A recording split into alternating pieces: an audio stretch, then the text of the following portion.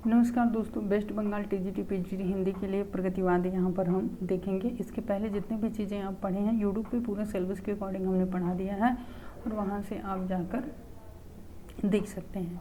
तो आप जानते हैं कि जो ये पीडीएफ है हम टेलीग्राम पे शेयर कर देंगे, तो आप वीडियो के डिस्क्रिप्शन के नीचे टेलीग्राम का लिंक होगा, उसको जा कर के ज्वाइन कर लीजिए। चलिए हम ये पीडीएफ शेयर कर देंगे, इसका एमसीक्यू हम जो है देखते हैं।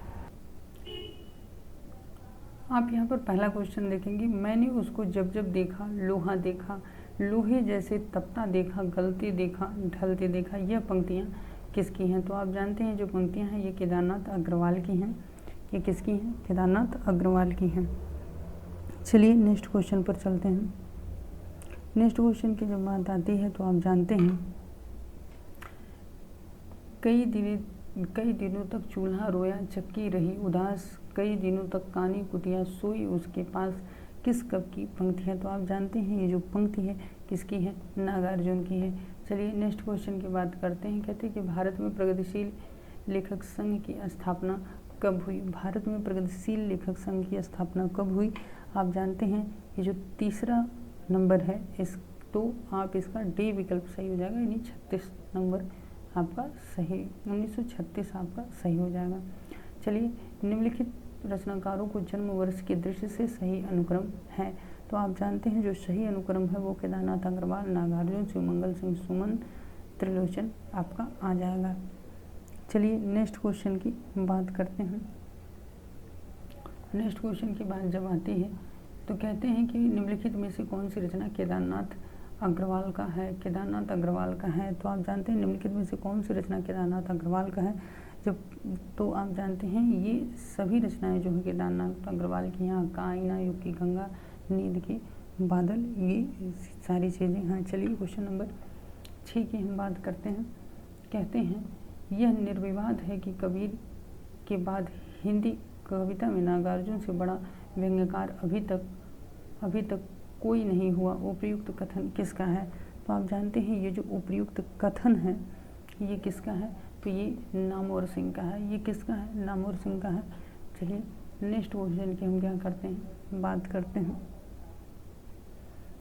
नेक्स्ट क्वेश्चन की बात करते हैं। कहते हैं कि प्रगतिवाद केवल साम्यवादी मार्ग को ही अपनाने के लिए विवश है, जबकि प्रगतिशील किसी भी वाद विशेष से आबद्ध नहीं होता। यह विचार किस विद्वान का है? यह विचार किस विद्वान का है? तो आप जानते हैं यह विद्वान गणपतचंद गुप्त का है यह जो विचार है। चलिए क्वेश्चन नंबर 8 की बात करते हैं। कहते हैं कि निम्नलिखित में से नागार्जुन की रचना कौन सी है? निम्नलिखित में से नागार्जुन की जो रचना है वो कौन सी है? तो आप जानते हैं नागार्जुन की जो रचना उपयुक्त सभी है, भस्मांकुर, तालाब की मछलियाँ, युग धारा। चलिए क्वेश्चन नंबर 9 की बात करते हैं। प्रगतिशील कविता वास्तव में छायावाद की एक धारा है। दोनों स्वरों में जागरण का उदात्त संदेश मिलता है, एक में मानवीय जागरण का तो दूसरे में लोक जागरण का। यह मत किसका है? यह मत किसका है? तो आप जानते हैं यह मत सुमित्रानंदन पंत का है। चलिए नेक्स्ट क्वेश्चन की हम क्या करते हैं, बात करते हैं। कहते हैं प्रगतिवादी कवियों ने दस्तावेजी कविताएं काफ़ी संख्या में लिखी। यह कथन किस आलोचक का है? यह कथन जो है किस आलोचक का है? तो यह बच्चन सिंह का क्या है? कथन है। चलिए नेक्स्ट क्वेश्चन की बात करते हैं। कहते हैं कि नींद के बादल काव्य संग्रह के लेखक कौन हैं? तो आप जानते हैं नींद के बादल जो है ये किसके हैं? केदारनाथ अग्रवाल के हैं। किसके हैं? केदारनाथ अग्रवाल के। चलिए कहते हैं कि वैद्यनाथ मिश्र किस कवि का वास्तविक नाम है? आप जानते हैं कि वैद्यनाथ मिश्र की जब बात आती है तो ये नागार्जुन की क्या होती है? बात होती है। चलिए नेक्स्ट क्वेश्चन की बात करते हैं। फूल नहीं रंग बोलते हैं किसका कविता संग्रह है? फूल नहीं रंग बोलते हैं किसका काव्य संग्रह है?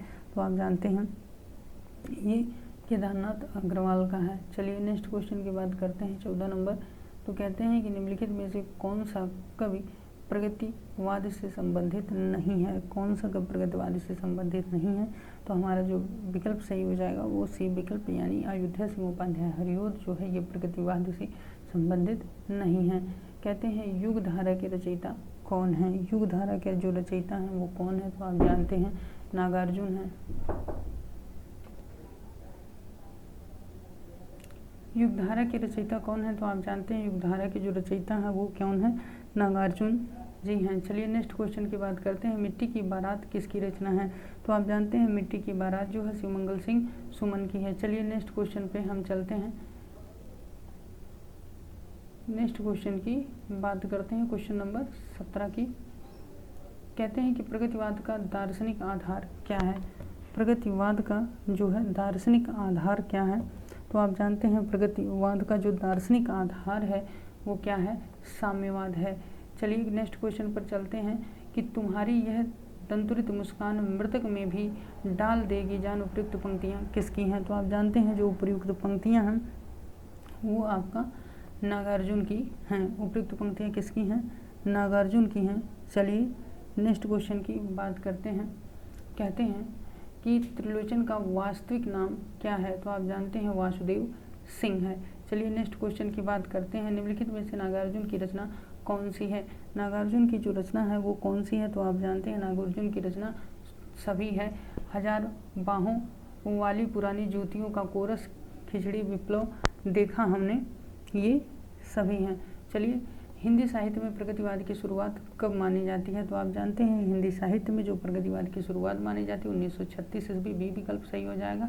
प्रगतिवाद का मुख्य उद्देश्य क्या था? प्रगतिवाद का जो मुख्य उद्देश्य था आप जानते हैं कि सामाजिक यथार्थ शोषण के खिलाफ आवाज़ उठाना। सी विकल्प आपका सही हो जाएगा। चलिए क्वेश्चन नंबर 23 की बात करते हैं। निम्नलिखित में से निम्नलिखित में कौन सा प्रगतिवाद से जुड़ा हुआ नहीं है? तो आप जानते हैं प्रगतिवाद से जो जुड़ा हुआ नहीं है वो कौन सा है? महादेवी वर्मा है। प्रगतिवादी लेखकों की पहली संगठित सभा कहाँ हुई थी? तो आप जानते हैं जो पहली संगठित सभा हुई थी वो लखनऊ में हुई थी। प्रगतिशील लेखक संघ की स्थापना कब और कहाँ हुई थी? तो आप जानते हैं ये 1936 ईस्वी लखनऊ में क्या हुई थी। चलिए नेक्स्ट क्वेश्चन की बात करते हैं। कहते हैं कि प्रगतिवादी साहित्य में किस प्रवृत्ति का विशेष महत्व है? आप जानते किस प्रवृत्ति का? तो आप जानते हैं जन संघर्ष और क्रांति का। 27 नंबर की बात करें, ताकि भूखा आदमी बगावत ना करे, यह कथन किस प्रगतिवादी लेखक का है? तो आप जानते हैं यह जो कथन है यह प्रेमचंद जी का है। चलिए नेक्स्ट क्वेश्चन की बात करते हैं। कहते हैं निम्न में से कौन सी रचना प्रगतिवादी दृष्टिकोण को प्रस्तुत करती है? तो आप जानते हैं इसमें गोदान हो जाएगा। सोवियत लैंड नेहरू पुरस्कार प्राप्त प्रगतिवादी कवि कौन थे? तो आप जानते हैं नागार्जुन, यहाँ पर सही हो जाएगा। प्रेमचंद द्वारा प्रगतिवादी आंदोलन को सशक्त बनाने हेतु दिया गया प्रसिद्ध भाषण कौन सा है? तो आप जानते हैं साहित्य का उद्देश्य।